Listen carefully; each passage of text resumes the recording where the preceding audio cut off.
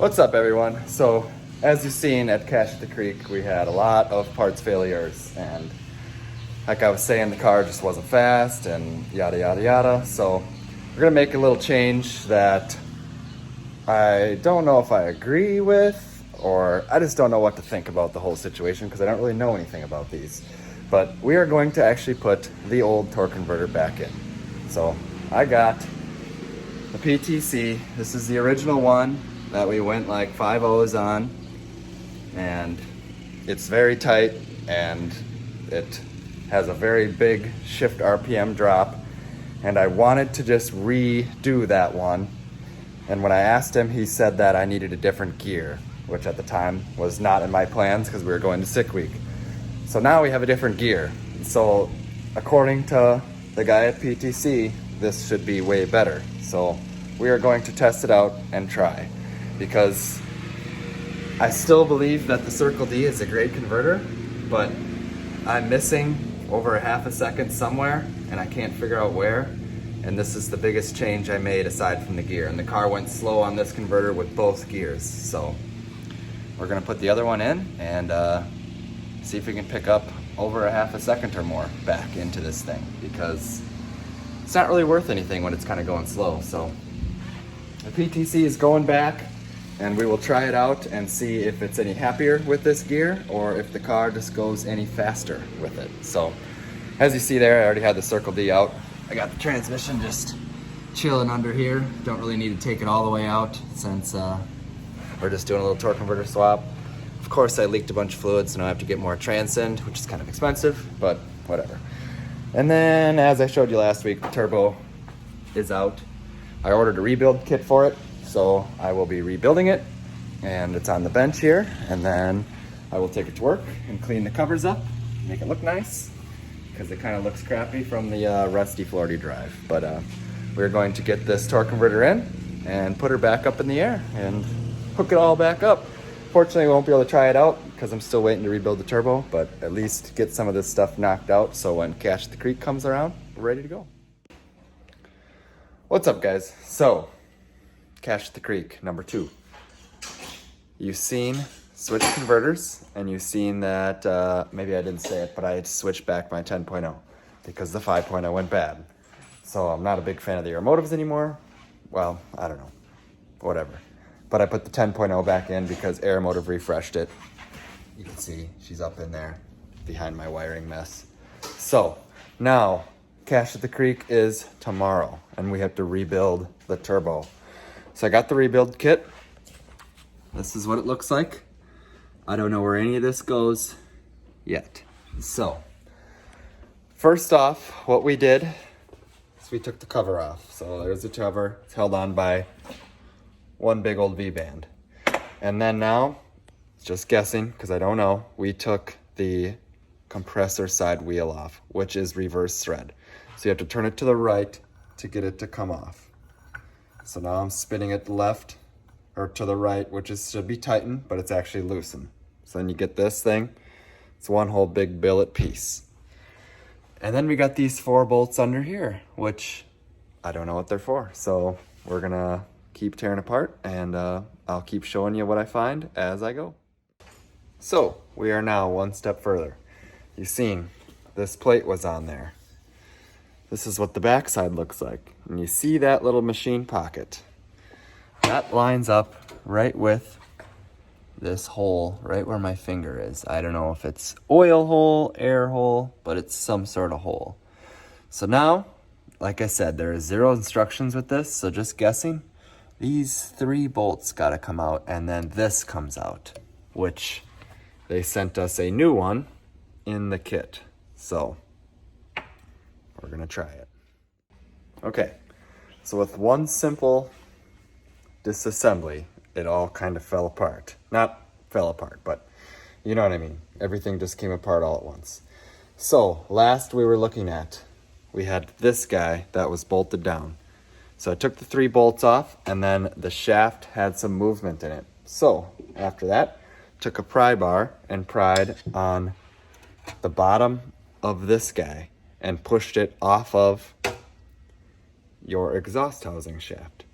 So after that, I took the exhaust housing, the whole actual exhaust housing, the big heavy thing, which is right over here on the ground. And once we got that off, I basically just pulled that thing right off and pulled this housing off. So, or this turbine wheel. So we got that there. And then inside of here is a bushing. Looks like a snap ring. On the opposite end, another snap ring right in there. And then one more bushing. And as far as my kit goes, I have a couple snap rings, a couple rings, which I think go around that other goofy piece, the 3-bolt deal, and 2 bushings. And then one rubber O-ring, which I haven't seen yet, so I'm not exactly sure where that came from. But we're gonna keep evaluating this and being nice and simple. Think this through so we don't mess anything up, and maybe we'll have something good at the end. So you've seen there, we got the I got the snap ring out, got both bushings out. They do look okay, if I didn't already show you that. Then we just took this is the main, like the center section of it. There's really nothing in here besides some snap rings, but there's no reason to replace them. I mean, they're already in there. Everything's already good. So we just cleaned this guy up real nice, real on the inside, got all whatever kind of crap that could be in there out. And then, so learning, if you guys haven't checked him out or don't know who he is, Riverside Racecraft, he's very smart, good VS racing guy.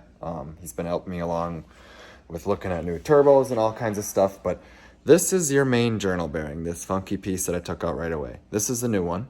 As you can see there, it might be kind of difficult, but I put new compression sleeves on it.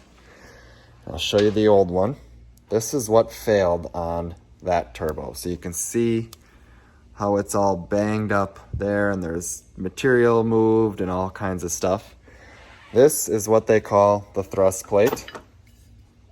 And that rides on the inside of that ID where you can kind of see my finger is. So that's also pretty chewed up. So I just kind of polished that up a little bit because there's nothing I can really do. I mean, I could make a fixture to bolt it down and bore it out, but I don't know how tight those rings have to be. So I just cleaned it up, got it so it's smooth, hardly removed any material, but made it so it was right again. And then we'll put this new guy on. There's also a compression sleeve that goes on the exhaust wheel right here on the bottom. So we replaced that as well. Gonna go with 2 brand spanking new brass bushings here. And then that O-ring that I was telling you about that I did not know where it went goes right inside of here. On the outside of those bolt holes, you can see there's a little ring in there. That's where that goes. So the kit itself, extremely simple. Basically, it's just to tear it apart and see what the hell happens kind of situation. But luckily, that's what we did, and so far, so good. So we're going to start putting her back together and hopefully get a nice wheel with no shaft play at all when we're done with this. We've only been out here for about 45 minutes, maybe even less. So going pretty well so far. We're going to put her back together and ship it. So now we're back on to reassembly. So put this bushing back in there. You can see it's got a snap ring on it. That was the only piece to that. And then on this end, we got our new ring. And this one literally just goes like that. And then your journal goes on top of that with your exhaust wheel going into the back of it. So we're going to start putting all that together and hopefully all goes well. All right. Shockingly, that went pretty well. So we got the plate back on here. As you've seen, we were putting the bearings in last. So it does have a small gap there, but that is how it is supposed to be. So I got it there. You got to get it over 2 rings. They're little compression rings. I can show you on the other one, wherever that guy went. Floating around here somewhere. Right there. It's tough to see because it's so banged up, but there are 2 rings in there, and that's what you got to get that plate to slide over. I ended up just filing in just a little bit more of a lead in because I think it might have gotten eaten away since this thing was pretty much killing itself on its last rip out. So that's about what we got there. Tighten it up, spins good, no play. Everything seems to be all right. So I'm gonna put the bands back on and throw her in the car. Well, just like that, turbo is back together, and now the whole car is back together. So minus the bumper, gotta put trans fluid in it, but since I have the 10.0 in, I have to adjust the fuel pressure, so we're going to fire it up. I'll get all that stuff set right and then get some transmission fluid. We should be set to go. But I'm pretty shocked. I've been out here for about 3.5 hours and we rebuilt that turbo and put it all back together. So as far as the VS turbo rebuild kit, easy. If you got a snap ring pliers, some wrenches and sockets, and I don't know, what else do we need? Really nothing.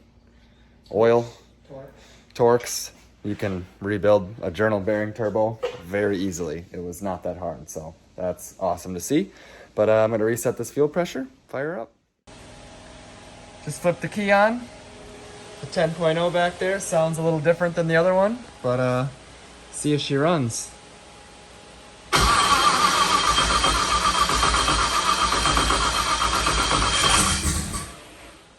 Oh. Ready.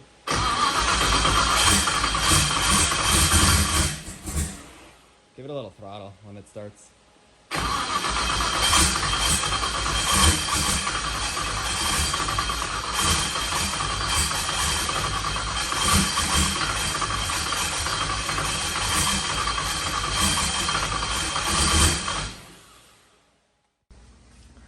So, my fault there. Didn't have any fuel in it. Let's try this again. Now it sounds better.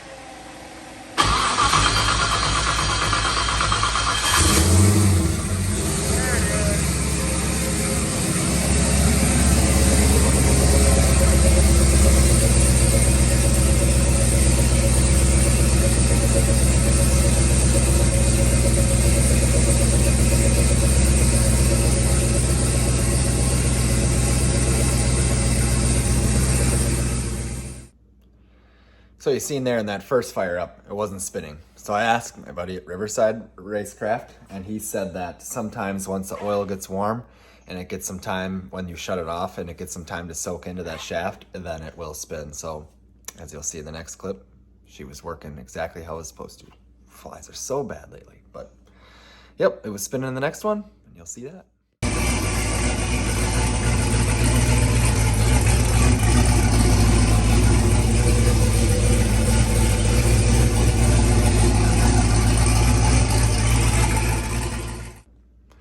Alright guys, that is going to wrap up this video. So happy to have the car running again. It's an awesome feeling. Man, the flies are terrible. And that turbo rebuild was awesome. So if you have a VS Racing turbo and you have something wrong with it, it's so easy to do. The journal bearing one, I don't know if they have a rebuild for ball. I'm not sure how that works, but it was so easy. I mean, you didn't need any fancy tools, didn't need really anything super complicated, and got it ripped apart back together in an hour and a half. So pretty awesome there. Very happy with the kit. Tomorrow, Cache at the Creek. It's 8 o'clock now. Gonna run get some transmission fluid. I'll get it off stands, put the bumper back on, and load her up in the morning. So we'll see y'all then.